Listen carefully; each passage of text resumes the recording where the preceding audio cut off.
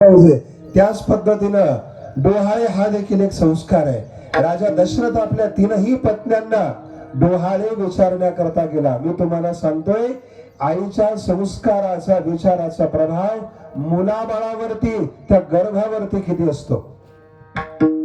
सगळ्यात प्रथम तो गेला कैकेयीकडे, सदनामध्ये गेला, यथासांग पूजा केली, हार पुष्प समर्पित केले आणि विचारलं, कैकेयी काय तुझी इच्छा आहे, काय तुझे डोहाळे मी पूर्ण करतो.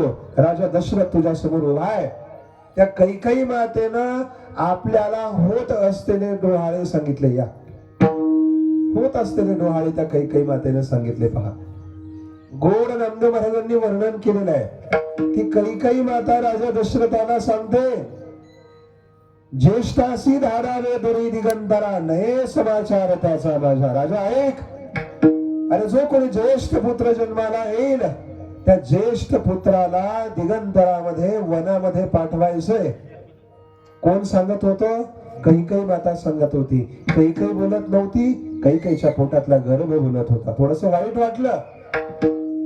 राजा दशरथ सुमित्रेच्या सदनामध्ये गेला आणि सुमित्रा मातेला हार पुष्प समर्पित केले आणि डोहाळे विचारले.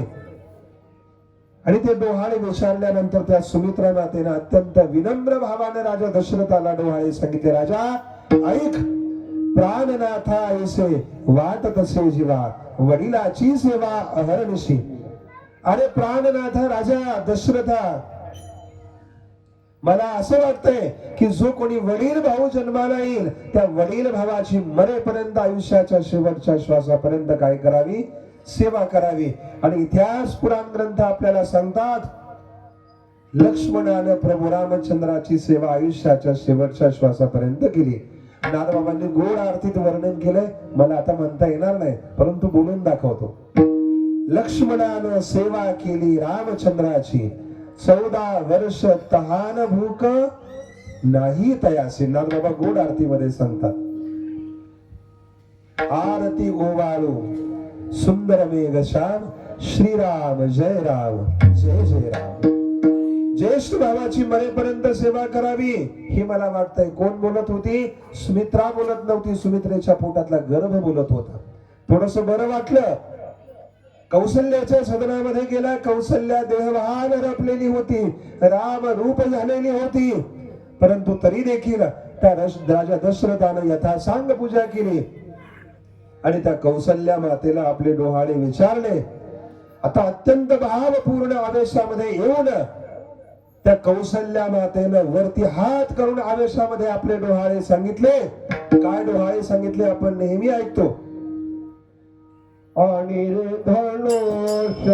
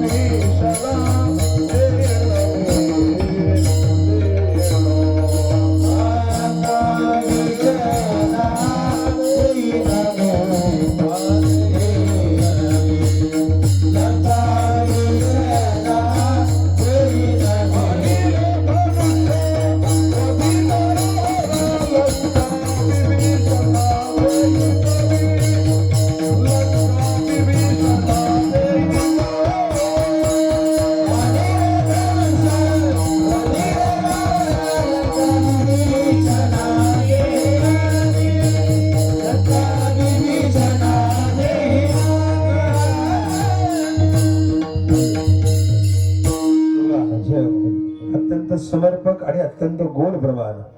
आणि रे धनुष्य मारीन रावणा, लंका विभीषणा देईन मी. कोण बोलत होतं?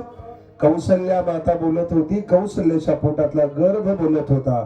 ठरल्याप्रमाणे प्रभू रामचंद्र आणि रावणाचा काय केला? वध केला. आणि लंका कोणाला दिली? विभीषणाला दिली. मला मुद्दा हा सांगायचा आहे, मुलाबाळावरती 100% आईच्या संस्काराचा आणि विचाराचा काय असतो? प्रभाव असतो. आणि आपलं देखील आद्य कर्तव्य आहे की ज्या मायबापांच्या पोटी आपण जन्म घेतलेला असतो त्याविषयी अंतःकरणामध्ये कृतज्ञता, आदरभाव, प्रेमभाव हा असलाच पाहिजे. ज्ञानोबा बोलतात, अरे तुम्ही विश्वाचा आदर करताय, विश्वाचा सन्मान करताय, जगामध्ये तुम्हाला पद प्रतिष्ठा आहे, मान मान्यता आहे, सगळे तुम्हाला वाकून नमस्कार करतायत, तुम्ही देखील जगाचा आदर सन्मान करताय, परंतु आपल्या स्वतःच्या राहत्या घरामध्ये जन्मदात्या माय बापांना दोन शब्द प्रेमानं बोलण्याकरता जर तुमच्याकडे वेळ नसेल तर तुमच्या जगण्याला काय अर्थ आहे? काय ज्ञानोबरांचे उद्गार आहे? घरी माता पितरा दर बोली नाही संसारा एर विश्व भरे आदरा मूर्ख जैसा. आता तुम्ही सांगितले हो, मी ज्ञानोबरांनी अशा माणसाची गणना कोणात केली हो हे पण सांगितलं पाहिजे. तुम्ही जसं ओवे मला सांगितलं ना तसं हे पण सांगितलं पाहिजे. ज्ञानोबरांनी अशा लोकांची गणना कोणात केली? मूर्खात केली, मूर्खात. असे असंख्य मूर्ख तुमच्या आमच्यामध्ये मायबाप असंख्य लोक आहेत. आणि ज्यांनी जन्म दिलाय, संस्कार दिले, विचार दिले, अशा लोकांविषयी अंतःकरणामध्ये कृतज्ञता, प्रेम, आदरभाव असला पाहिजे. धर्मशास्त्र वर्णन करत आहे, न मातुः परदेवतम. जगामध्ये गायत्री सारखा शक्तिशाली मंत्र तुम्हाला शोधून सापडणार नाही. गायत्री मंत्राचं पुरस्चरण करा, अनुष्ठान करा, तात्काळ त्याचा प्रभाव तुम्हाला जीवनामध्ये पाहायला मिळतो. जगामध्ये गायत्री सारखा श्रेष्ठ मंत्र पाहायला मिळत नाही, द्वादशी सारखी पवित्र तिथी सापडत नाही, आणि आई सारखं दैवत पुन्हा जगात मिळत नाही.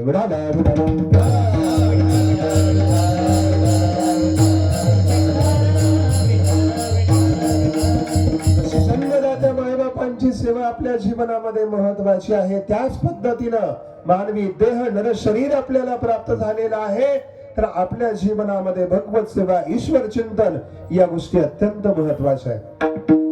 पूज्य डोंगरे महाराजांचे शब्द आहेत पहा, ज्या मनुष्याला आपल्या जीवनामध्ये भगवत स्वरूपाचा साक्षात्कार करून घ्यायचा आहे त्या माणसाच्या जीवनामध्ये पंचशुद्धी असल्या पाहिजे.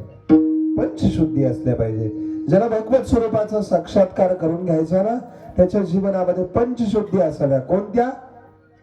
मातृशुद्धी असली पाहिजे, पितृशुद्धी असली पाहिजे, आहार शुद्धी असली पाहिजे, द्रव्य शुद्धी असली पाहिजे, त्याच पद्धतीनं आत्मशुद्धी देखील असलीच पाहिजे.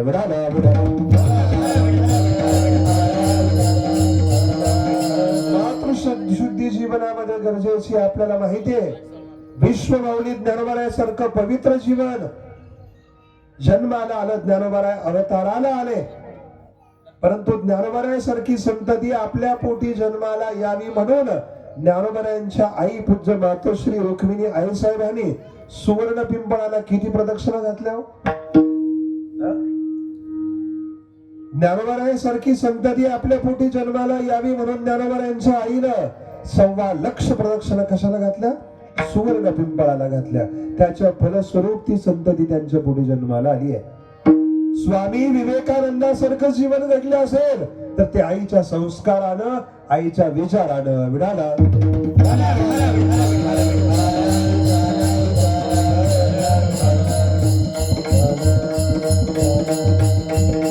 इतिहास आपल्याला माहिती आहे. छत्रपती शिवाजी महाराजांच्या जीवनाला आकार देणारी, त्यांना घडवणारी कोण आहे? जन्मदाती आई आहे, जिजाऊ आऊसाहेब आहे. आऊसाहेब आहे.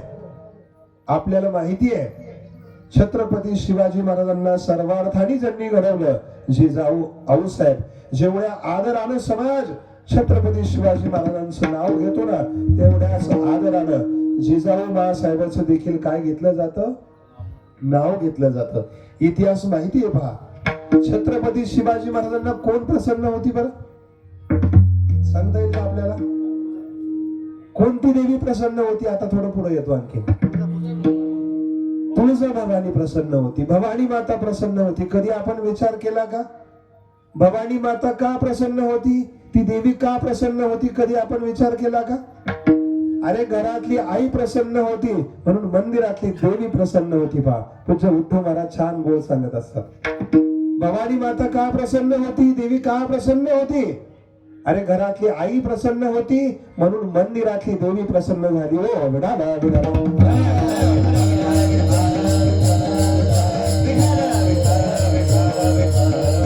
शुद्धी गरजेची आहे, पितृशुद्धी गरजेची आहे. तुकोबरा कडक शब्दामध्ये आपल्याला सांगतात पितृशुद्धी किती गरजेची आहे. तुका म्हणे ज्याच्या पिता नाही शुद्ध तयाशी गोविंद अंतरला. पितृशुद्धी देखील गरजेची आहे. आणि मातृशुद्धी असेल पितृशुद्धी असेल तर संशयच घ्यायचा नाही. शुद्ध भुजा पोटी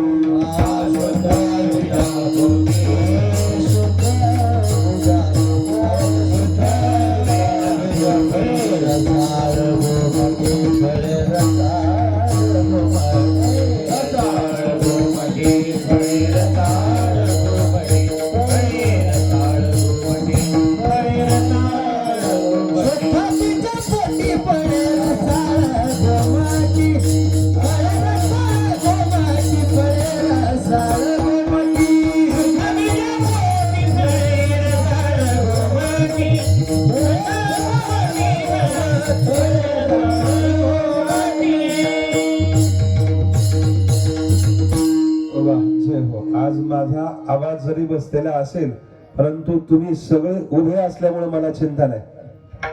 आदरणीय आपल्या परिसरातील उत्कृष्ट कीर्तनकार आमचे परममित्र कुरुबंधू गणेशजी महाराज गायकवाड पूज्य महाराजांची या ठिकाणी उपस्थिती आहे. त्याच पद्धतीने आपल्या परिसरातील गायनाचार्य संगीत विशारद सतीश महाराज या परिवाराच्या कुटुंबाच्या प्रेमास्तव या ठिकाणी उपस्थित आहे. लक्षात ठेवा जन्मदाते मायबाप जर आचार विचार संपन्न असतील तर शुद्ध बीजापोटी फळे रसाळ गोमटी. आणि जन्मदाते मायबाप जर आचार विचार संपन्न नसतील तर लक्षात ठेवा त्यांच्या पोटी जन्माला येणारी संतती देखील तशीच राहते. जन्मदाते मायबाप जर आचार विचार भ्रष्ट आहेत तर त्यांच्या पोटी जन्माला येणारी संतती देखील आचार विचार भ्रष्ट राहते. आम्ही विनोदानं सांगत असतो कीर्तनकार मंडळी, जन्मदाते मायबाप जर आचार विचार भ्रष्ट असतील तर त्याच पद्धतीने भ्रष्ट संतती कशी जन्माला येते. ऐका, एक अट्टल दरोडेखोर होता. कोण होता? एक अट्टल दरोडेखोर होता. मी काय तुमचे एवढे विनोद करू शकत नाही. एक अट्टल दरोडेखोर होता. त्याला लग्न करण्याची इच्छा झाली. काय झाली? लग्न करण्याची इच्छा झाली. आता भाऊ मला सांगा, जो माणूस रात्रंदिवस चोऱ्या माऱ्या करतोय दरोडे टाकतोय त्याच्याशी कोण एखादी सुज्ञ मुलगी स्वतःहून लग्न करणार? हल्लीच्या काळामध्ये चांगली पोरं वेटिंग नाही. बापाला घरच्या लोकांना किती त्रास होतोय हे तुम्हाला माहिती आहे. रात्रंदिवस चोऱ्या माऱ्या करणारा मनुष्य कसं लग्न जमणार? परंतु नशीब आणि भाग्य जोरावर होतं पहा. आणि ज्याचं नशीब जोरावर असतं, ज्याचं भाग्य जोरावर असतं त्याचं जुळून येण्याकरता वेळ लागत नाही. लोक तोंडात बोटं घालतात, अरे झालंच कसं? त्याचं नशीब भाग्य जोरावरती होतं. अट्टल दरोडेखोर होता. एक मुलगी त्याच्याशी लग्न करण्याकरता तयार झाली. किती विशेष दादा भाऊ, किती विशेष. स्वतःहून लग्न करण्याकरता तयार झाली. दोघांमध्ये फरक एवढाच होता, हा अट्टल दरोडेखोर होता तर ती पाकिटमार होती. कळतंय का तुम्हाला मी काय बोलतो ते? हा अट्टल दरोडेखोर होता तर ती कोण होती? मग लग्न जमायला काही अडचण आहे का? काहीच अडचण नाही. का अडचण नाही बरं? दोघांचं काय सारखं आहे? नाही ना, आणखी थोडा खालचा शब्द सांगा ना दादा बडे. दोघांचं काय सारखं आहे? दोघांचा धंदा सारखा आहे. हा अट्टल दरोडेखोर आहे तर ती कोण आहे? पाकिटमार आहे. शास्त्र वर्णन करतंय दोघांमध्ये सख्यत्व मित्रत्व नाते संबंध होत असेल तर तो कसा होतो? कसा होतो? समानशीलेषु व्यसनेषु सख्यम. ज्ञानोबरांची ओवी ना, सौजन्य तेथे सोयरेखा. विडाला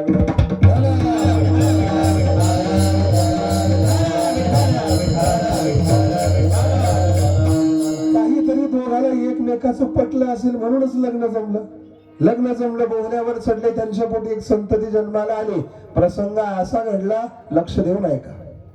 त्या बाईचं प्रसूती कार्य ज्या दवाखान्यामध्ये पार पाडलं, ज्या डॉक्टरीन बाईंनी पार पाडलं 4 दिवस, ते प्रसूती कार्य पार पडल्यानंतर प्रसंग असा घडला, त्या मेन डॉक्टरीन बाई होत्या, त्यांच्या बोटातली अंगठी चोरीला गेली. पहा, आता तुमच्या लक्षात येईल थोडं थोडं.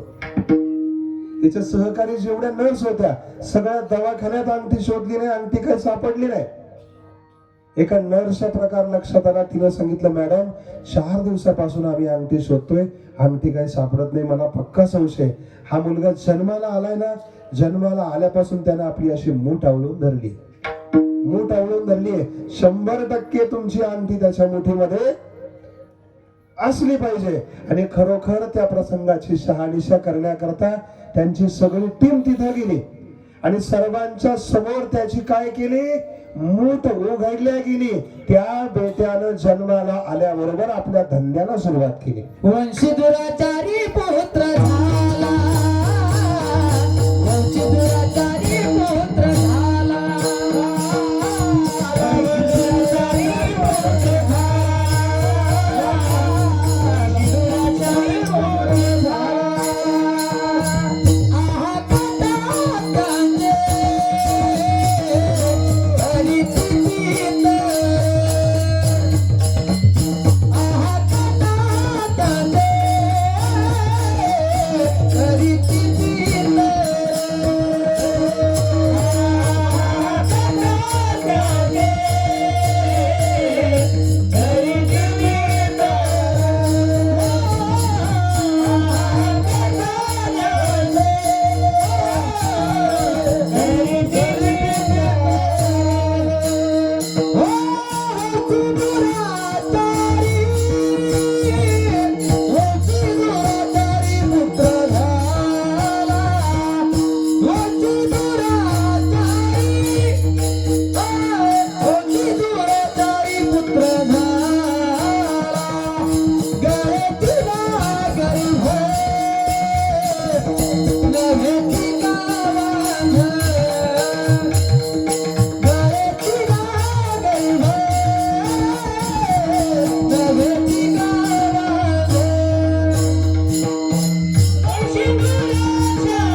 नव्हेची गावांध.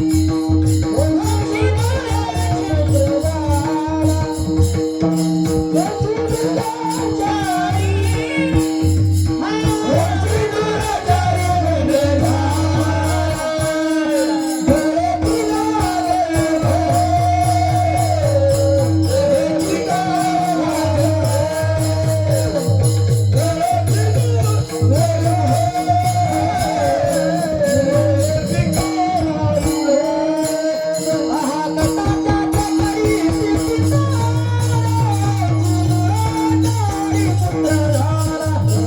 वंशी दुराचारी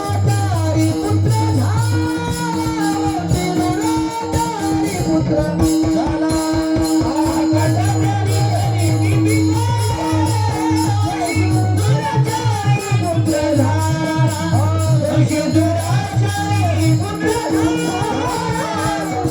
गळ्याची नागरी नव्हेची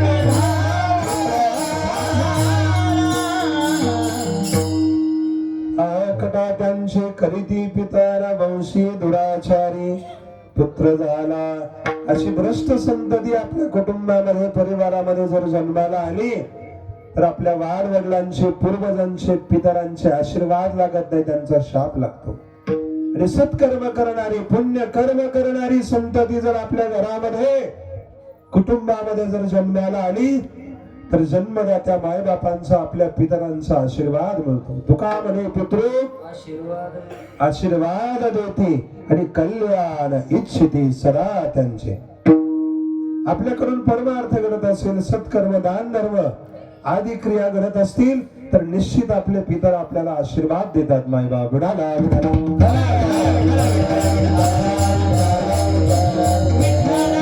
मातृशुद्धी पितृशुद्धी गरजेची आहे. त्याच पद्धतीने ज्याला भगवत स्वरूपाचा साक्षात्कार करून घ्यायचा आहे त्याच्या जीवनामध्ये आहार शुद्धी ही असलीच पाहिजे. शास्त्र वर्णन करते आहार शुद्ध सत्व शुद्धी, सत्व शुद्धी ध्रुवा स्मृती.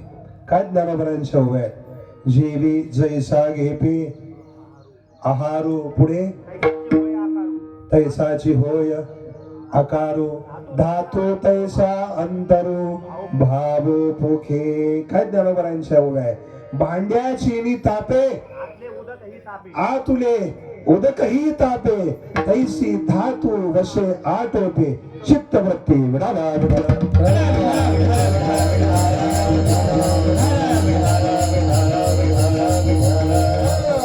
तुम्ही सगळे माझ्या आवडीचे माणसं मला भेटले पहा विडाला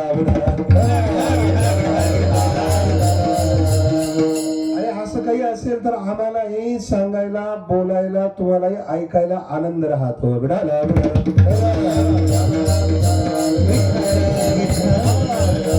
या व्यासपीठावर उभे राहिल्यानंतर एखाद्या वक्त्याची जबाबदारी आहे त्यानं या व्यासपीठावरती उभं राहून समाजाच्या हिताच्या कल्याणाचाच संदेश दिला पाहिजे आणि ऐकणाऱ्याची देखील जबाबदारी आहे तुम्ही देखील अशाच वक्त्याला उभं केलं पाहिजे जो आपल्या कल्याणाचा हिताचा विचार करतो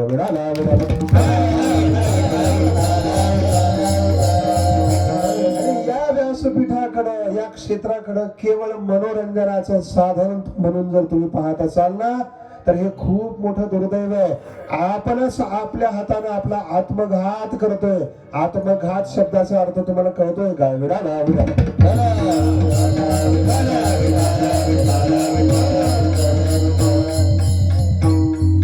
बोलतात जसं तुम्ही आहार सेवन कराल त्या पद्धतीने तुमच्या शरीरामध्ये रक्त मेद मांस हाड आणि धातू निर्माण होतात पवित्र तयाना हरि चिंतनी भोजन हरि चिंतनी भोजन हरि चिंतनी भोजन पवित्र तयाना हरि चिंतनी भोजन हरि चिंतनी भोजन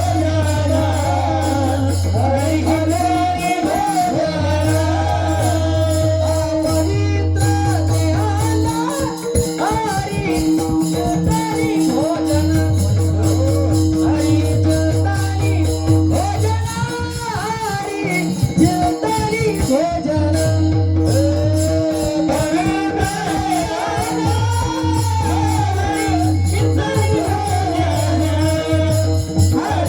चिंतनी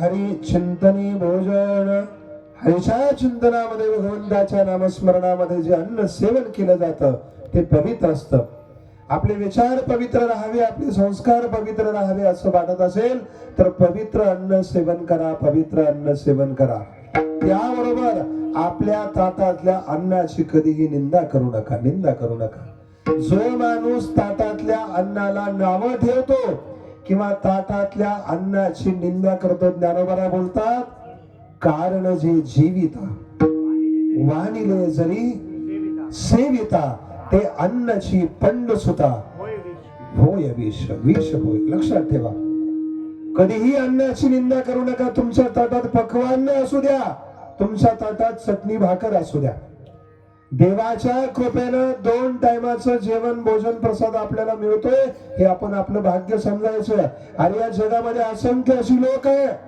त्यांना दिवसाला एकाच टायमाला जेवण मिळतं एकाच टायमाला 2-2 दिवसातून एकदाच जेवण मिळतंय आपण आपलं भाग्य पुण्य समजायचं भगवंतानी आपली एवढी व्यवस्था केली आहे कधीही ताटातल्या अन्नाची निंदा करू नका हा बोलण्यासारखा खूप मोठा विषय ज्ञानोबा बोलतात ताटातल्या अन्नाची निंदा करून तेच अन्न जर तुम्ही खात असाल तर त्या अन्नाचं रूपांतर कशामध्ये होतंय विषामध्ये होतंय आणि लक्षात ठेवा विष जगवण्याचं काम करतंय का मारण्याचं काम करतंय आतापर्यंत असा माणूस विष पिऊन अमर झाला अहो ज्यांनी फक्त सोंग केली धाक दाखवण्याकरता दम देण्याकरता रोगरची बाटली उचलायची आणि तोंडाला लावायची ज्यांनी फक्त सोंग केली त्या सोंग केलेल्या लोकांचे किती हाल झाले त्यांना विचारून पहा विडाला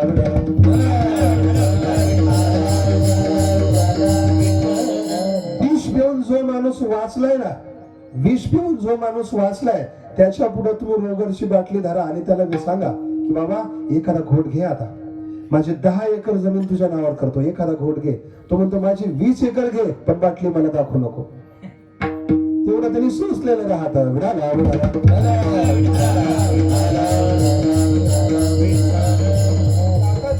कधी नावं ठेवू नका. अन्न शुद्ध असलं पाहिजे, पवित्र असलं पाहिजे, आहार शुद्धी गरजेची आहे. त्या पद्धतीनं जीवन जगत असताना द्रव्य शुद्धी देखील परमार्थामध्ये महत्वाची आहे. तुम्ही परमार्थ करताय ना, ज्ञानदान करताय, अन्नदान करताय, वेगवेगळ्या परमार्थिक सेवा कार्यामध्ये तुम्ही योगदान देताय. पुढचे मोठे माऊलींचे शब्द आहे पहा, मोठे माऊलींचे शब्द आहे. त्यांनी सांगितलं आळंदीमध्ये येऊन लोक 2-2 लाखाच्या 5-5 लाखाच्या पंक्ती घालतात, परंतु भ्रष्टाचाराचा पैसा गोळा करून ज्ञानोबा यांच्या पांडुरंगाच्या दरबारामध्ये तुम्ही कितीही अन्नदान करा, त्याचं तुम्हाला कधी पुण्य लागणार नाही. विठाला